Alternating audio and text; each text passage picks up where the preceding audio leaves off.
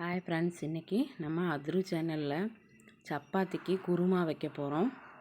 காலிஃப்ளவரும் பட்டாணி எல்லாம் போட்டு வெஜிடபிள் குருமா மாதிரி வைக்க போகிறோம்.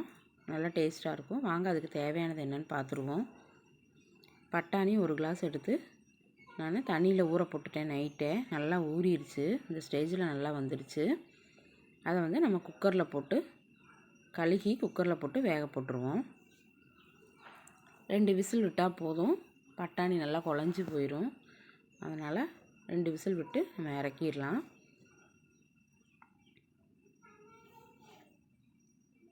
குக்கரை மூடி அடுப்பில் வச்சுருவோம். ஒரே ஒரு காலிஃப்ளவர், ஒரு துண்டு காலிஃப்ளவர் இருக்குது. அதை நான் குருமாக்குன்னு எடுத்து வச்சுருந்தேன். பொடியாக கட் பண்ணி சுடுதண்ணியில் போட்டு எடுத்துகிட்டு வந்துடுவோம். தாளிக்கிறதுக்கு பட்டை, கிராம்பு, சோம்பு, பிரிஞ்சி இலை, ஏலக்காய் இந்த மாதிரி எல்லாம் எடுத்து வச்சுருக்கேன். பாருங்கள், அதையவே மாற்றி வச்சிடலாம். அதுக்கப்புறம் தக்காளி 2 தக்காளி, நல்ல பெரிய தக்காளி, பழுத்த தக்காளி கட் பண்ணி வச்சுருக்கேன். பெரிய வெங்காயம், சின்ன வெங்காயம் எடுத்து வச்சுருக்கேன். பெரிய வெங்காயம் 1, சின்ன வெங்காயம் ஒரு கைப்பிடி அளவுக்கு பொடியாக கட் பண்ணி வச்சுருக்கேன்.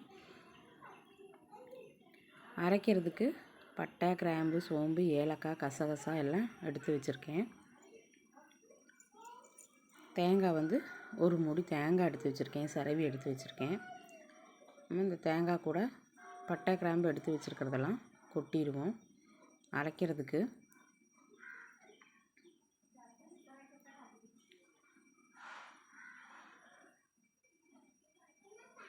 அதுக்குள்ளே நம்ம அடுப்பில் எண்ணெய் ஊற்றி குருமாவுக்கு தாளிச்சிட்டு வந்துடுவோம். தாளிக்கிறக்கெல்லாம் எடுத்து வச்சு எண்ணெய் நல்லா காஞ்சிடுச்சு. அதெல்லாம் போட்டு எல்லாம் காஞ்சிடுச்சு. அதில் வெங்காயம் போட்டுருவோம்.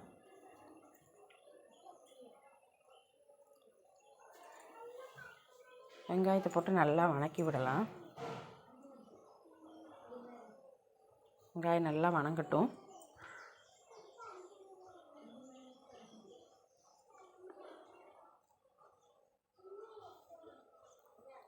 இஞ்சி பூண்டு பேஸ்ட்டு 2 ஸ்பூன் எடுத்து வச்சுருக்கேன். அதையும் போட்டுருவோம். அதில் அதுவும் நல்லா வணக்கி விட்டுறலாம்.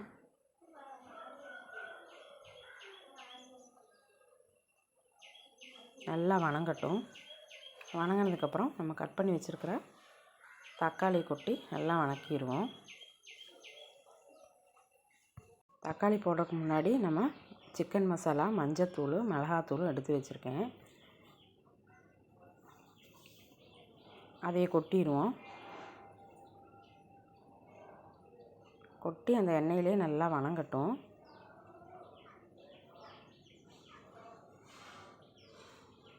நல்லா வணக்கி விட்டதுக்கப்புறம் தக்காளி போடுவோம்.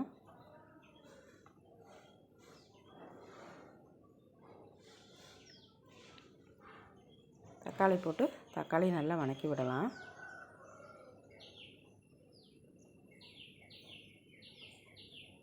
தக்காளி வெந்து அதில் இருக்கிற எண்ணெய் பிரிஞ்சு வரணும். அதில் 1 ஸ்பூன் எண்ணெய் ஊற்றிடுவோம். பத்தாது.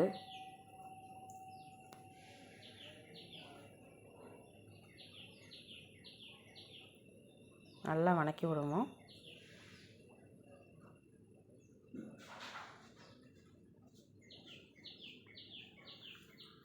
உப்பு போட்டுடலாம் தேவையான அளவுக்கு.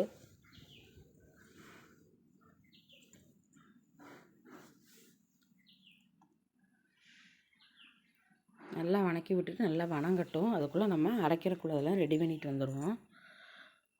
பட்டை, கிராம்பு, தேங்காய் இதெல்லாம் எடுத்து வச்சுருக்கோம் பாருங்கள். அதையெல்லாம் மிக்ஸி ஜாரில் போட்டுட்டு அது கூட பச்சை நிலக்கடலை, பொட்டுக்கடலை, 4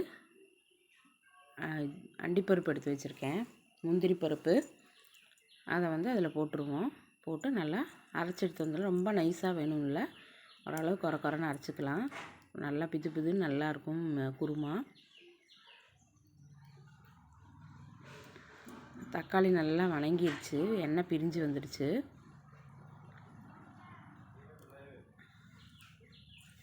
அதுலேயே நம்ம இந்த காய் எடுத்து வச்சுருந்தோம் பார்த்திங்களா, காலிஃப்ளவர் கட் பண்ணி வச்சுருந்தோம்ல, அந்த காலிஃப்ளவர் அதில் போட்டுருவோம்.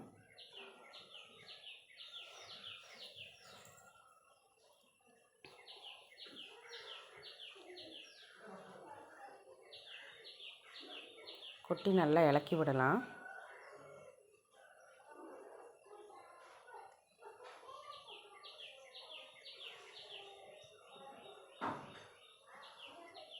நல்லா இலக்கி விட்டுட்டு அதிலே நம்ம எடுத்து வச்சுருக்க பட்டாணி போட்டுருவோம். பட்டாணி வேக வச்சு வச்சுருக்கோம்ல, அதை நம்ம போட்டுருவோம்.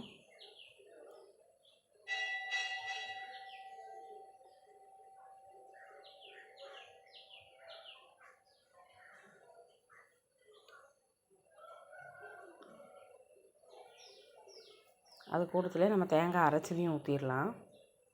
மிக்ஸி ஜார் கழுவி ஊற்றிடுவோம். ஊற்றி நல்லா இலக்கி விட்டு, ரொம்ப தண்ணி ஊற்றலை, கிரேவி பதத்துக்கு தான் வச்சுருக்கேன். இதை வந்து நல்லா இலக்கி விட்டுட்டு நம்ம மூடி வச்சிடலாம் குக்கரை.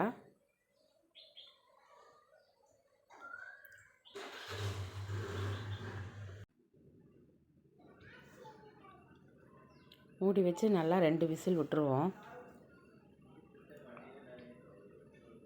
குக்கர் விசில் இறங்கிருச்சு, திறந்து பார்த்துடலாம்.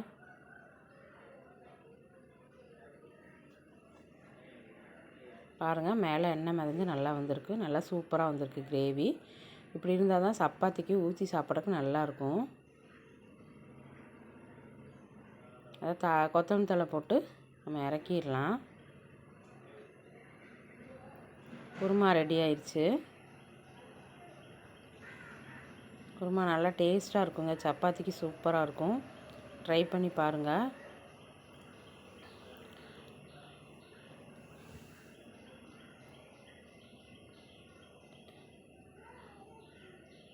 சூப்பராக இருக்கும். நல்லா திக்காக இருக்குது பாருங்கள் கிரேவி. நல்லா டேஸ்ட்டாக இருக்கும். சிக்கன் குழம்பு சாப்பிட்ட மாதிரி இருக்கும்.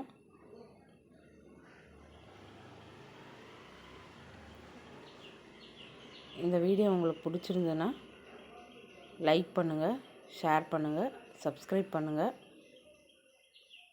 ஃபஸ்ட் டைம் பார்க்குறவங்களா இருந்தால் மறக்காமல் சப்ஸ்கிரைப் பண்ணி பக்கத்தில் இருக்கிற ஆளுங்கிற பெல் பட்டன் அமுத்துங்க. Thank you.